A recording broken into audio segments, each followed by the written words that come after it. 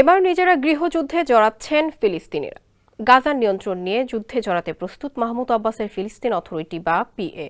মূলত এর পেছনে রয়েছে আরেক রাঘব বোয়াল, তার নাম হোসেন আল শেখ।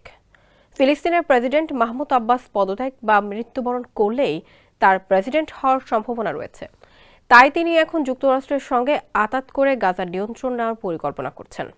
গাজা বর্তমানে ফিলিস্তিনি যোদ্ধারা পরিচালনা করছে, কিন্তু মাহমুদ আব্বাসের দলের লক্ষ্য হলো গাজা নিয়ন্ত্রণ করবে একটি কমিটি, আর এই কমিটির বেশিরভাগ সদস্য গাজার বাইরে থাকবে।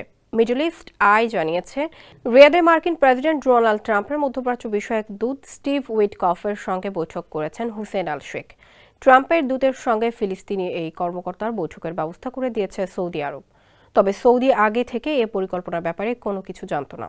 প্রেসিডেন্ট মাহমুদ আব্বাসের দীর্ঘদিনের পরামর্শক জিয়াদ আবু আমরকে গাজার শাসক বানাতে চায় ফিলিস্তিনি অথরিটি।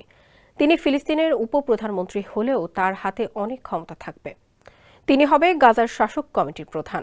1950 সালে গাজা উপত্যকাতেই আবু আমরের জন্ম হয়। তবে যুক্তরাষ্ট্রের কাছে তার গ্রহণযোগ্যতা থাকবে, কারণ তিনি যুক্তরাষ্ট্রের দ্বৈত নাগরিক। তিনি জর্জ টাউন বিশ্ববিদ্যালয় থেকে পিএইচডি ডিগ্রি অর্জন করেছেন।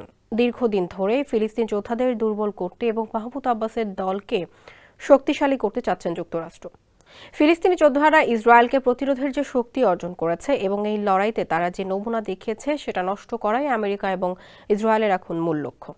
কারণ তারা দীর্ঘদিন যুদ্ধ করেও তাদের বন্দী উদ্ধার করতে ব্যর্থ হয়েছে। এদিকে ফিলিস্তিনি যোদ্ধারা যে 15 থেকে 20 হাজার সদস্য হারিয়েছে, পুনরায় নিয়োগ দেওয়ার মাধ্যমে তা আবার পূরণ করে ফেলেছে।